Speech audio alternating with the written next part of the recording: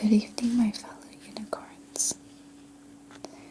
Today I'm going to read another story from the Random House book of fairy tales. Today's story is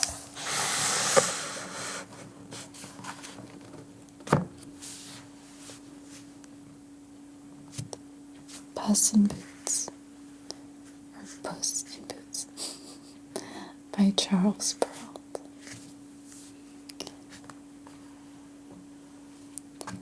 Far out in the countryside, there was a poor miller who died, leaving his 3 sons all that he owned. No lawyers were called in, as they would have taken everything. Instead, the sons divided the property amongst themselves. The eldest took the mill, the second the donkey, and the third was left with the miller's cat. The youngest son was unhappy at having so poor a share. "My brothers can join together and earn a living," said he, "but once I have eaten my cat and made a muff from his skin, I will surely die of hunger." The cat had been eavesdropping, and now he decided to speak. "Do not fret, master," he said in a respectful and serious tone. "Only give me a stout sack and a pair of boots to protect my feet from the brambles, and you will find you have received the best portion of your father's estate." Though the youth had little trust in the words of a cat, he had seen the creature play many clever tricks to snare rats and mice, so he decided to give him what he asked. The cat put on his boots and slung the sack around his neck. Then he went to a place he knew of, where many rabbits came to eat. He put a quantity of bran and some thistle leaves into his sack and stretched out near it as if he were a corpse. Soon a foolish young rabbit jumped into the sack, and the cat pulled the strings tight and killed him without mercy. Proudly, the cat took his prey to the palace and asked to speak with the king.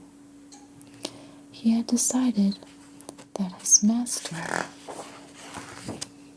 was to be called the Marquis of Carabas, and when he was brought into the king's apartment, he bowed low, saying, "Look, sire, I have a rabbit that my noble lord, the Marquis of Carabas, has commanded me to present to you." "Thank you. Thank your master for me," said the king, "and tell him I am well pleased with his gift." Another time, the cat carried his sack and hid himself among some standing corn. When a brace of partridges ran into the sack, he drew the strings and so caught them both. Again he presented his prey to the king, and again the king thanked him. For 2 or 3 months, the cat continued to bring his master's game to the king. One day, when he knew the king would be out along the riverside with his beautiful daughter, the cat said to his master, "If you will but follow my advice, your fortune shall be made. You must bathe in the river at a place I show you, and then leave the rest to me." The Marquis of Carabas went out to bathe without ever knowing why the cat wanted him to. But no sooner had he jumped into the water than the king passed by, and the cat cried out loudly, "Help, help, my lord, the Marquis of Carabas is drowning."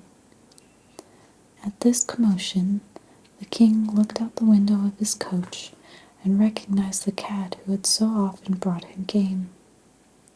Quickly he commanded his guards to save his lordship, the Marquis of Carabas. While they were drawing the Marquis from the river, the cat came up to the coach and told the king his master's clothes had been stolen by some thieves who had run off with them. But the cunning cat had hidden the clothing under a large stone. Quickly, the king commanded a servant to hurry to the palace and fetch one of his own suits for the Marquis of Carabas. When he was dressed, he looked fine and handsome, and the king's daughter thought she liked him very much. Without the need of any instruction from his cat, the Marquis of Carabas treated her with affection and tenderness, and soon she was quite in love with him. The king invited the Marquis of Carabas to join them in their coach. The cat ran on before them, overjoyed that his scheme had begun to succeed. Coming upon some mowers who were scything a meadow, he said, "Good people, you must tell the king that the meadow you mow belongs to the Marquis of Carabas, or you shall be chopped into tiny pieces like herbs for the pot."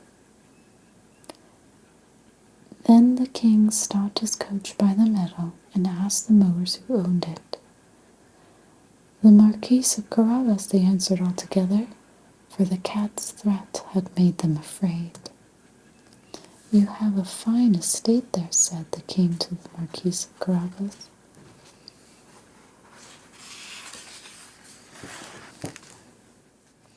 "Yes, sire," said the Marquis quickly, "and it yields plentiful harvest each year." The cat, who went on before them, soon met some reapers. "Good people," he said, "if you do not say that the corn you are reaping belongs to the Marquis of Carabas, you shall be chopped as small herbs for the pot." The king, when he passed, asked the reapers who owned all the corn.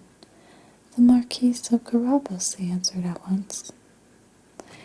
The cat gave the same warning to all he met, and the king and his daughter were astonished at the vast estates of the Marquis of Carabas. At last, the cat came to a great castle that was commanded by an ogre, the richest ever known. All the lands that the king had passed through were part of the ogre's holdings. The cat had taken care to learn everything he could about the ogre, and now asked to see him, saying he had come to pay his respects. The ogre received him politely as an ogre could, and made him sit down. "I have been told," said the cat, "that you are able to change yourself into all sorts of creatures. That you can, for example, transform yourself into a lion."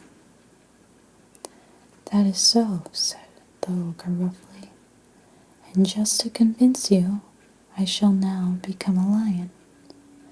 When he saw a huge lion so near, the cat became terrified and jumped upon the roof.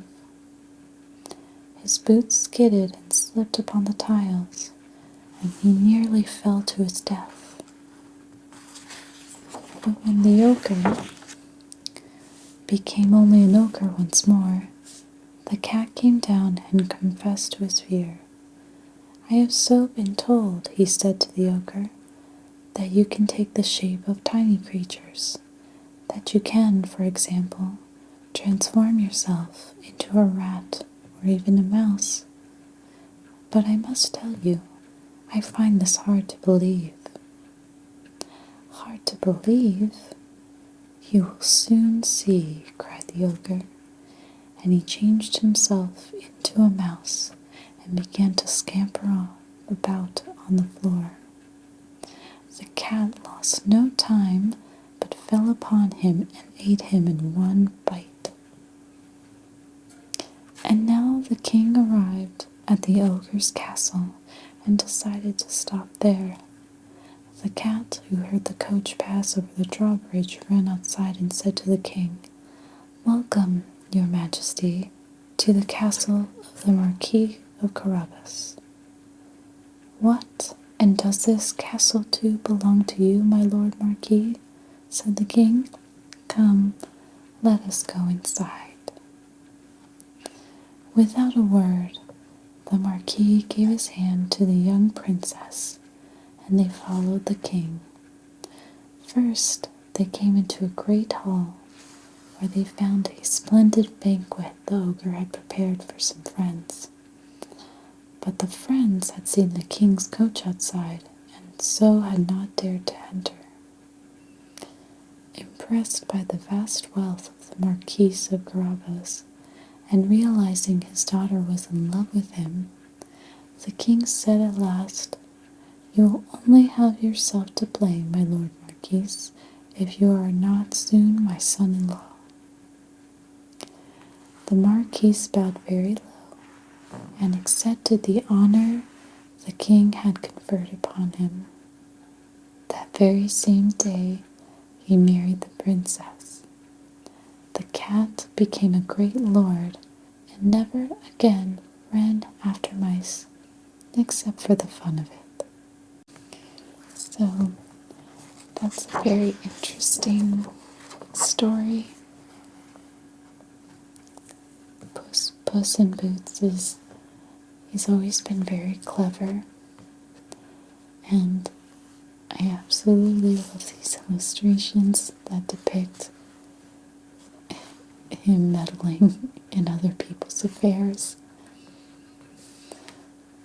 Kind of makes you wish cats would do this in real life, but they're still very cute.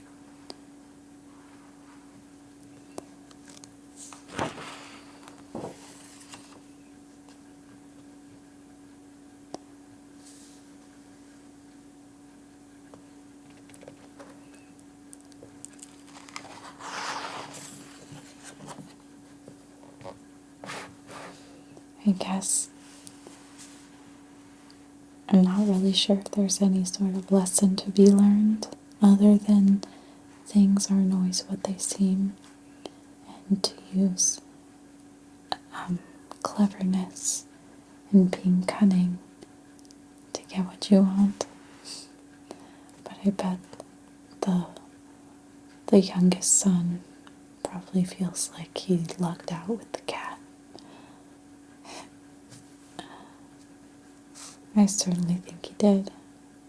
He basically got land, a castle, a princess. He became a prince.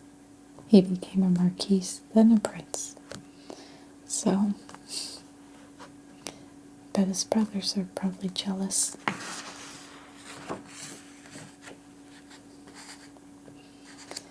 But anyway, I love these illustrations. They're so beautiful, and I love the colors are soft. And I love seeing the strokes of, like, I don't know if these are pencils, but very beautiful. Anyway,